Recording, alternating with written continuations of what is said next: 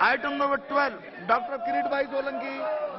सभापति जी, मैं प्रस्ताव करता हूं कि इस सभा के सदस्य लोकसभा के प्रक्रिया तथा कार्य संचालन नियम के नियम 331 ख के उपनियम 1 के साथ पठित नियम 254 के उपनियम 3 द्वारा अपेक्षित रीति से अनुसूचित जातियां तथा अनुसूचित जनजातियों के कल्याण संबंधी समिति के कार्यकाल के शेष भाग के लिए श्री रतनलाल कटारिया जी, जिनका निधन 18 मई 2023 को हुआ था, उनके स्थान पर समिति में सदस्य के रूप में कार्य करने के लिए अपने में से एक सदस्य को निर्वाचित करें। है कि डॉक्टर किरीट भाई सोलंकी जी द्वारा प्रस्तुत प्रस्ताव को स्वीकृत किया जाए।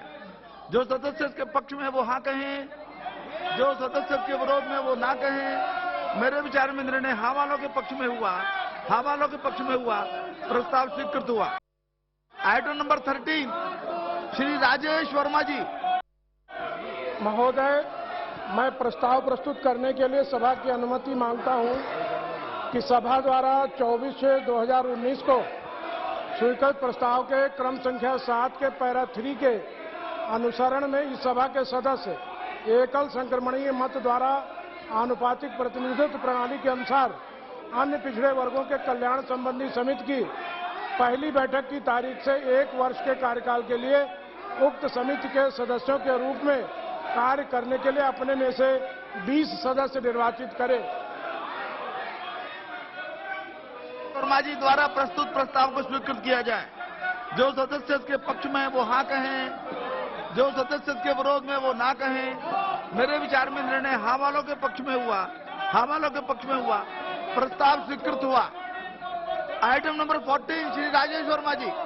महोदय, मैं प्रस्ताव पेश करने के लिए सभा की अनुमति मांगता हूं कि यह सभा राज्यसभा से सिफारिश करती है कि राज्यसभा अन्य पिछड़े वर्गों के कल्याण संबंधी समिति की पहली बैठक की तारीख से 1 वर्ष के कार्यकाल के लिए समिति में शामिल होने हेतु अपने सदस्यों में से 10 सदस्यों को निर्वाचित करने पर सहमत हो तथा समिति के लिए इस प्रकार निर्वाचित किए गए सदस्यों के नाम इस सभा को सूचित करें।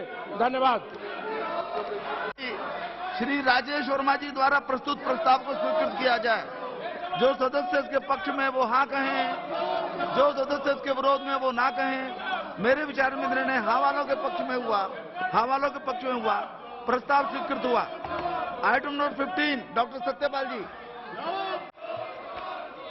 Honorable sir, with your permission, I rise to move that this House do recommend to Rajya Sabha that Rajya Sabha do elect 2 members of Rajya Sabha in accordance with the system of proportional representation by means of the single transferable vote to the Joint Committee on Offices of Profit in the vacancy caused by passing away of Sri Hardwar Dubey ji with about 26 June 2023 and to be caused on Dola Sen with effect from 18th August 2023 from Rajya Sabha respectively, and to communicate to this House the names of the members so appointed by Rajya Sabha to the Joint Committee. Thank you, sir.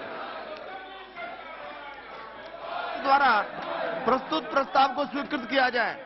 जो सदस्य इसके पक्ष में वो हाँ कहें, जो सदस्य इसके विरोध में वो ना कहें। मेरे विचार में निर्णय हाँ वालों के पक्ष में हुआ, हाँ वालों के पक्ष में हुआ, प्रस्ताव स्वीकृत हुआ।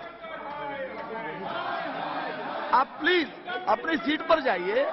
आप चर्चा चाहते हैं तो आपके सीट पर जाए बिना वो संभव नहीं है। आप कृपा करके अपनी सीट पर जाइए। जो चर्चा आप चाहते हैं उसके ऊपर चर्चा में भाग लीजिए। देखिए, कल माननीय संसदीय कार्य मंत्री जी ने भी इस बात का उल्लेख किया। उन्होंने कहा कि चर्चा करने लगे तैयार हैं। आज सदन के उपनेता माननीय राजनाथ सिंह जी ने भी इसका अनुरोध किया है।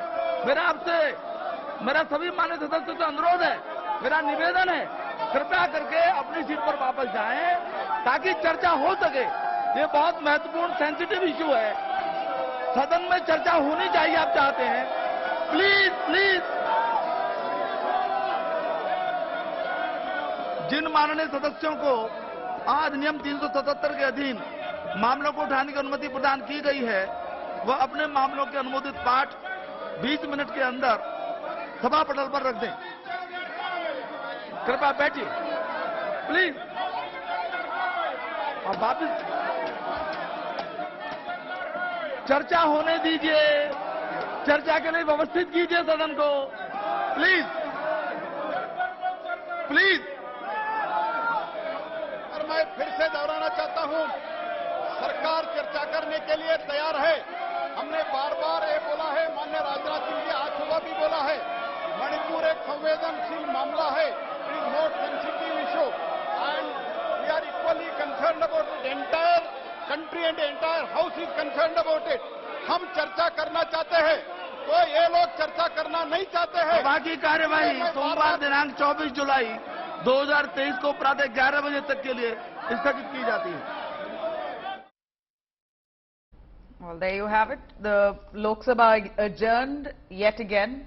It started amid all the ruckus as it began early this morning and it was adjourned, began again at 12. Now, with all that ruckus, sloganeering, shouting inside the parliament, again on the same issue of Manipur violence, we believe that this session has now been adjourned until Monday. Clearly 2 days as we see hectic debate, or at least an attempt to debate the Manipur violence, but it seems like sloganeering and all the shouting has interrupted any kind of fruitful discussion on the Manipur violence. Now, Lok Sabha yet again adjourned.